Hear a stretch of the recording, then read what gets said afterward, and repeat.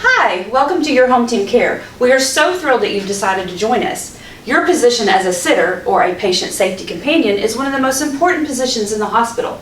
You are responsible for ensuring patient safety. You will be monitoring patients that are at high risk for falls or injury. They may be suicide watch, altered mental status, wandering or flight risk.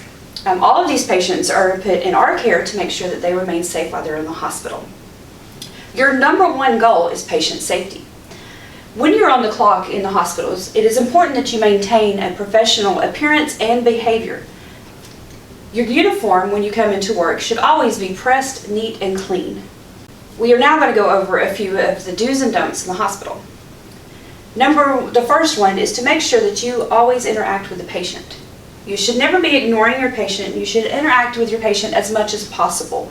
If they are willing to communicate, that is great. Sometimes talking with the patient, allowing them to talk through their feelings or what they're experiencing, can really be a helpful situation for that patient, help them in the recovery. Always keep your eyes on your patient. It's important to never turn your back on your patient. You should always stay with your patient and never leave that patient unattended. This applies even if a family member comes into the room and tells you you can take a break.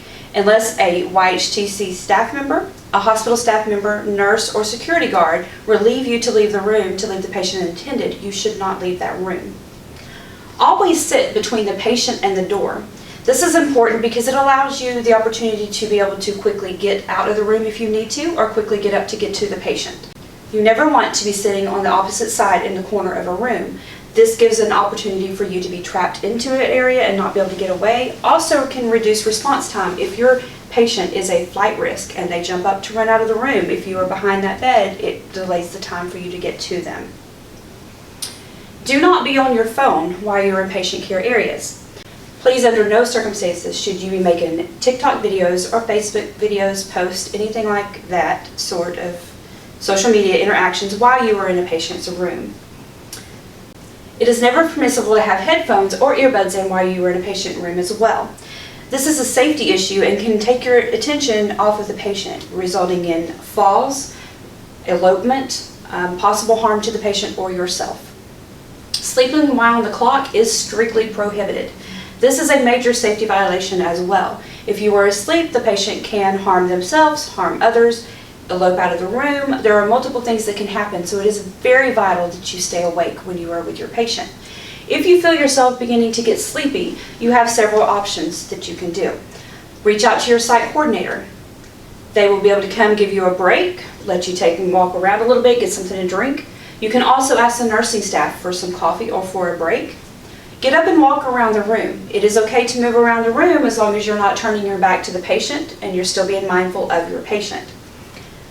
You can also bring crossword puzzles, coloring books, things of that sort. As long as you are not with a high-risk patient that is either violent or high-risk suicide, you are allowed to work on those things. As always, though, make sure that you are maintaining constant observation of your patient. If there's any change in your patient's appearance, behavior, or condition, you need to report that to the nursing staff as soon as possible. In some cases, you may be required to complete a 15-minute logbook on the patient's activities. This check is normally for high-risk suicide or high-risk psych patients that are in the ER. In any circumstance, any situation, if you feel that you need assistance, do not hesitate to call for help. The nurses and the staff in the hospital are there to help you to make sure that you maintain a safe environment. One of the main things that you will do as well, in addition to your patient safety companion position, is to assist the CNAs and the nurses if they need assistance with the patient. You will never be required or asked to do anything that is medical. You will never be asked to mess with IVs. You will never be asked to take vital signs, perform medical documentation. Anything that is medical care, you will never be asked to do on your own. You will, however, be asked to assist a CNA or a nurse in cleaning a patient, rotating a patient on a bed. You may be asked to change an occupied bed as well. Things that you can do without the assistance of a CNA or a nurse are to pass linens, pass trays, change unoccupied beds, answer phones, and run labs. Once again, we are so glad that you have decided to join Your Home Team Care. And remember, your number one goal is patient safety. We hope that you enjoy your time with us here at Your Home Team Care and have a great career with us. The first scenario that you're going to see is what not to do with a fall risk patient. When you're sitting with a fall risk patient, the outside of the door should have a star on it, and you will also notice that the wristband is yellow and says fall risk. These are visual cues to let you know that this patient is a high risk for falls. Ma'am. Ma'am.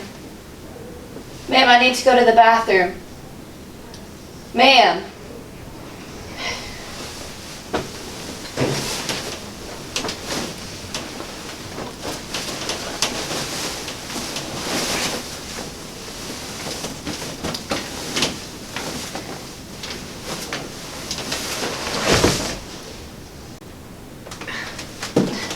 Help. What are you doing? You should have got help. I tried asking you. Get up. The following scenario is the correct way to handle a falls risk patient. Ma'am, I need to go to the restroom. Okay, give me just a second. I need to go. Okay. I need to go now. That's fine, we'll go. I've got to go. Okay, slow down, so you don't fall. Swing your legs over. Slow down.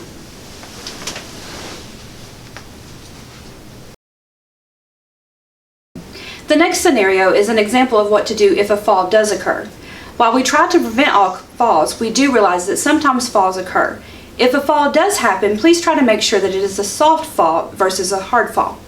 Once a patient has fallen, make sure the patient is okay, and your next step should be to reach out to the nursing station as soon as possible. Take your time.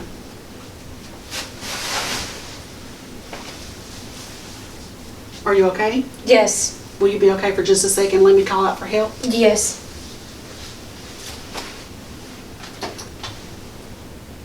Can I help you? Yes, my patient has fallen and I need assistance helping her up. We'll be right in. Thank you. The following scenario is an example of a suicide watch patient. This is examples of what you should not do. Do you even care that I'm in here? I do. Do you even know what I'm going through? Mm-hmm. Are you listening to me? I'm listening. I don't want to be here anymore. Hey, what are you doing? Put it down. You're not supposed to do that. Stop.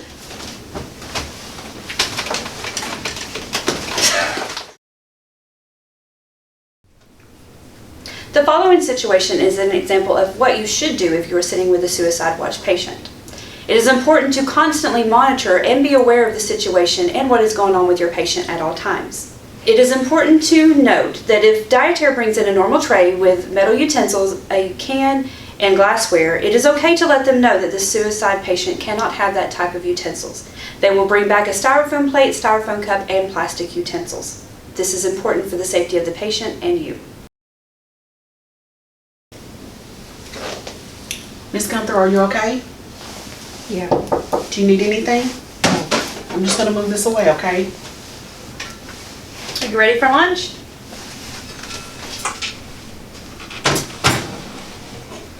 Are you okay? Yeah, I'm fine. I'm sorry, excuse me. Yeah. This is, she's not allowed to have this. She can't have a can or the metal utensils. Okay, I'm so sorry. Give me just a few minutes and I'll get that for you. Thank you. Do you need anything? No. Are you sure? Mm-hmm. Okay. Do you want to watch television? Sure. Is there anything in particular you'd like to watch? Not really. Food service.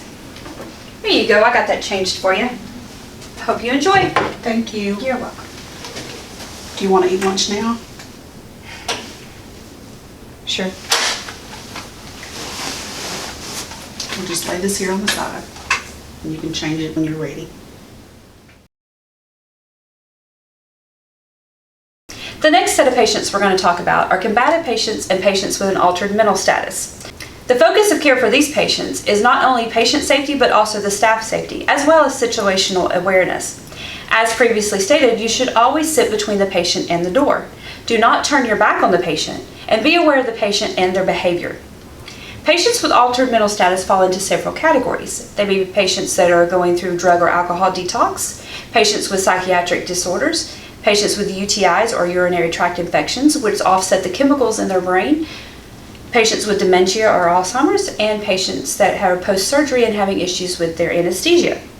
The following scenario lets you see what you should not do when dealing with these patients.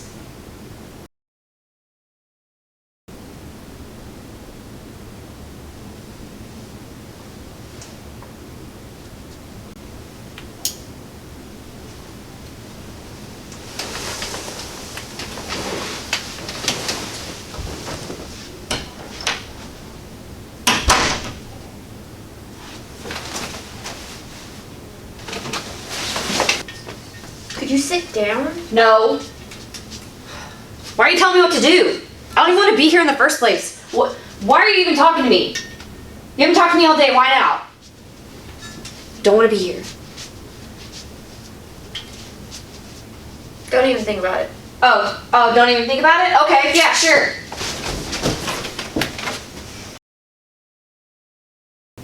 The following scenario will give you some examples on how to deal with combative or altered mental status patients. When am I getting out of here? I'm not for sure. Well, can't you find out or something? We can call a nurse and ask. Okay, but, I mean, they never answer. Look, I've been here for a couple days. They never tell me anything different. We Just can that we're definitely waiting. check. It's up to the doctor though for the release. Why? I'm perfectly fine. I'm perfectly fine. I want to go home. I don't want to be here anymore. Okay, well let's just check with the nurse and see if she'll come in and talk to us, okay? Are you really gonna check with the nurse? Yes, I'll I call want right to now. go. No, I want to go home. Okay, I understand. Let's calm down. Let's just have a seat and then we'll get the nurse to come in and talk to us. Can I help you? Yes, is there any way we can get her nurse to come in and talk to us, please? Like now? Yeah, I'll let the nurse know. Thank you. I want to go home. I understand. I'm tired of being here. I've been here for 3 days. I don't want to be here anymore. I understand. Nope, taking too long. I'm going. Help, my patient's running.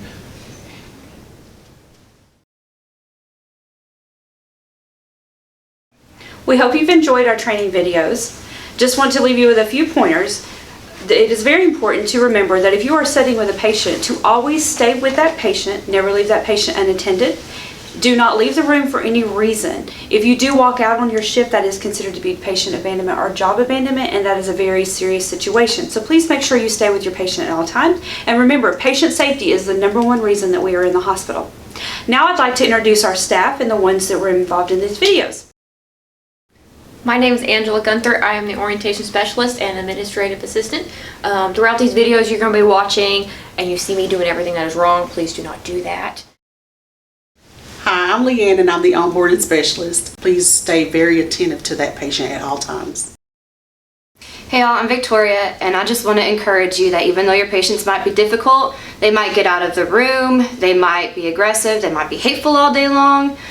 Just stick in there, keep doing it. Don't worry if they get out, don't worry if something goes wrong, just do your best and stay alert.